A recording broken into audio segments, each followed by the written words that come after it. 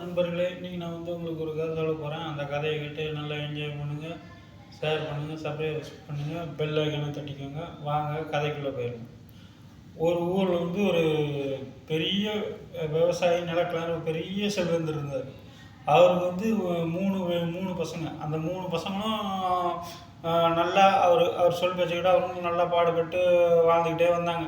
இப்படி வாழ்ந்துக்கிட்டே வந்துட்டு இருக்கும்போது இவரும் பார்த்தாரு, ஓஹோ, நம்மளுக்கு மூணு பசங்க இருக்கிறதுனால இவங்களுக்கு நம்ம எதாவது நம்ம இறந்தப்புறம் நம்ம சொத்துகளெல்லாம் பிரிக்கிறதுல பிரச்சனை போதுன்னு அவரும் யோசிச்சுட்டு உடனே யோசிச்சுட்டு என்ன பண்ணார், ஃபஸ்ட்டு ஒரு பானை எடுத்தார். அதில் அரிசி போட்டார். இரண்டாவது ஒரு பானை எடுத்தார். அதில் தவிடு புண்ணாக்கு இதை போட்டார். கடைசி இதில் தங்க காசு போட்டார். போட்டு அவர் படுத்துட்டு இருக்க கட்டிலுக்கு கீழே தங்க காசை வச்சிட்டார். அதுக்கு மேலே பொட்டு புண்ணாக்கு தவிடு இதை வச்சிட்டார். அதுக்கு மேலே என்ன பண்ணிட்டார், அதுக்கு மேலே அந்த அரிசி இதை மூணுத்தையும் வச்சு அப்படியே பார்க்கண்டா அவரும் படுத்துட்டார். இப்படியே நாட்கள் ஓடிட்டே இருந்தது. அப்புறம் திடீர்னு அவர் உடம்பு சரியில்லாமல் உடம்பு சரியில்லாமனோன்னு அவர் கட்டிலில் படுத்துட்டார். கட்டிலில் படுத்துட்ட உடனே அவர் என்ன சொல்லியிருக்கார், மகன்களே, நான் இறந்த உடனே எனக்கு 16 நாள் காரியம் முடிஞ்சதும் இதை தோண்டி எடுத்துக்கோங்க அதில் உள்ளது அப்படின்ட்டு.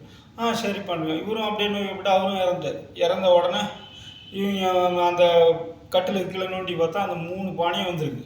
3 பானையும் வந்ததும் அதை என்ன பண்ணுறதில்ல, இதை போய் ஆவலோடு எடுத்து பார்த்துருக்காங்க. ஒன்றில் அரிசி இருந்திருக்கு, இன்னொன்றில் தவிடு புண்ணாக்கு, இன்னொன்றில் என்ன இருந்திருக்கு, இன்னொன்றில் தங்க காசு. உடனே இவங்க என்ன பண்ணுறாங்க, இதை எப்படி நம்ம தீர்க்கிறது அப்படின்னு அந்த ஊரில் எல்லாருக்கிட்டையும். உடனே இதுக்கு ஒரே தீர்வு, நீங்கள் ராஜா கிட்டே போய் அங்கே தெனாலிராமன் இருப்பார், அவர்கிட்ட போய் நீங்கள் சொன்னால் தான் அவர் தான் உங்களுக்கு தீர்த்து வைப்பார் அப்படின்னு. உடனே இவங்களும் 3 பேரும் நேராக தெனாலிராமன் கிட்ட அரசவையில் போய்ட்டு, ஐயா, எங்களுக்கு 3 பானை கிடச்சிது. இந்த 3 பானையில் இது என்னென்ன இருக்குன்னு எனக்கு ஒன்றும் விளங்கலை, நீங்கள் தான் கொஞ்சம் சொல்லணும்னு இருக்கு. ராஜாவும் பார்த்துக்க ராஜாவுக்கும் விளங்கலை. அரசவையில் உள்ள எல்லாருக்கும் உடனே தெனாலிராமன் அதை வாங்கிட்டு ஒரு டைம் கொடுங்க அப்படின்னு சொல்லிட்டு அவர் யோசனை பண்ணிட்டு உடனே எப்படி இருந்தது இந்த பானை அப்படின்னு கேட்டிருக்காரு. கீழே தங்க காசு, அதுக்கு மேலே தவிடு புண்ணாக்கு, அதுக்கு மேலே அரிசி.